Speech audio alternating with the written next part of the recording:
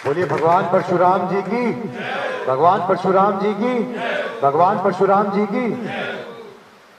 मैं सबसे पहले आप सबका धन्यवाद करना चाहता हूं। आप इतनी देर से वेट कर रहे हैं और एक छोटी से शॉर्ट नोटिस पर आप अपना कीमती समय निकाल के आए।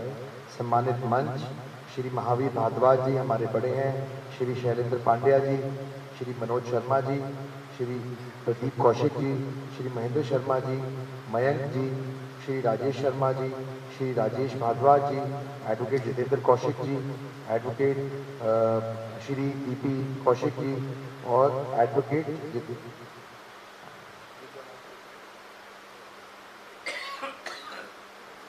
श्री गणेश भारद्वाज जी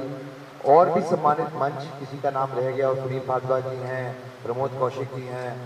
बाकी सब जो हमारे बड़े बुजुर्ग भाई बहन माताएं,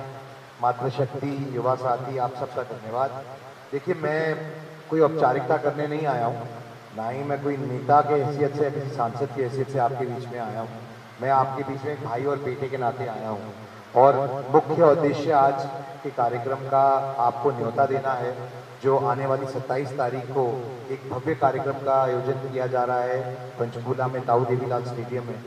और उस कार्यक्रम का मुख्य उद्देश्य ये है कि जो भगवान परशुराम जी का जन्मोत्सव है, जिसको हम बहुत हर्ष और उल्लास से मनाते हैं, ये तीसरा कार्यक्रम हो रहा है पिछले 3 साल में जब हम ये कार्यक्रम कर रहे हैं। और इस कार्यक्रम के द्वारा पिछले जब ये पहली बार कार्यक्रम 11 दिसंबर 2022 को हुआ था, माननीय मनोहर लाल जी ने जब इस कार्यक्रम के मुख्य अतिथि बने थे, तो हमने समाज के अंदर जाकर विभिन्न प्रकार की जो समस्याएं थी समाज की, चाहे युवा साथी हों, चाहे हमारे और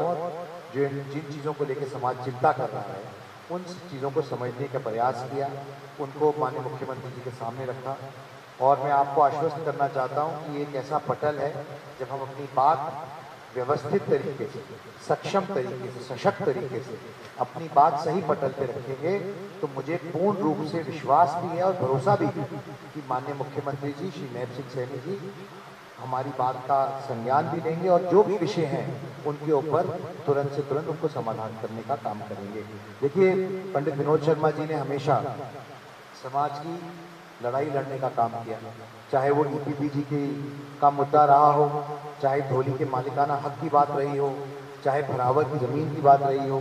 तो मैं आपको ये आश्वस्त करना चाहता हूँ कि मैं भी उनके दिखाए हुए रास्ते पे चल रहा हूँ और जो भी विषय, जैसे पिछली बार विषय आया ईपीपीजी के बच्चों का, लगभग 350 से 400 ऐसे बच्चे थे जिनकी अपॉइंटमेंट्स नहीं हो रही थी। ये बात जब मेरे संज्ञान में आई तो मैंने ये बात माननीय मुख्यमंत्री जी के सामने रखने का काम किया और मुझे खुशी है कहने की कि 1 महीने के अंदर अंदर उन 400 बच्चों को उनकी लेटर मिली। विभिन्न